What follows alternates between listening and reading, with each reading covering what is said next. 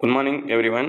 Civil service பிஒய்க்கு கேட்டு 2025லேருந்து ஒரு கொஸ்டின் பார்க்கலாம். கொஸ்டின் ரீட் பண்ணிக்கோங்க. What is the right most digit preceding the zero in the value of 30 power 13 சொல்லியிருக்காங்க.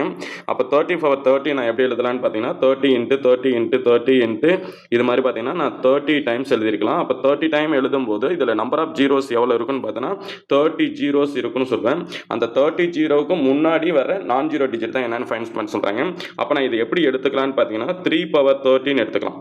அதாவது இது எப்படி யூனிட் டிஜிட் இருந்தால் நமக்கு ஆன்சர் கரெக்டாக வந்துடும். அப்போ 3 பவர் 1 ஈக்குவல் டு 3ன்னு சொல்லலாம், 3 ஸ்கொயர் ஈக்குவல் டு 9ன்னு சொல்லலாம், 3 பவர் 3 ஈக்குவல் டு 27 வந்திருக்கும். அப்போ 7 கம்ப்ளீட் ஆகிருக்கும், 3 4 ஈக்குவல் டு 1 கம்ப்ளீட் ஆகும். அப்போ இதோட யூனிட் டிஜிட் வந்து 3971 3971 சொல்லிட்டு எப்பயுமே ரிப்பீட்டேஷன் ஆகிட்டே தான் இருக்கும்.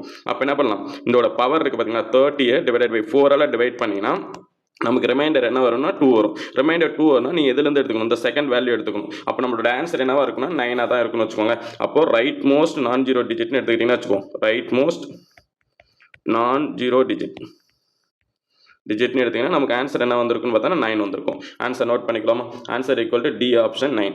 Okay, thank you.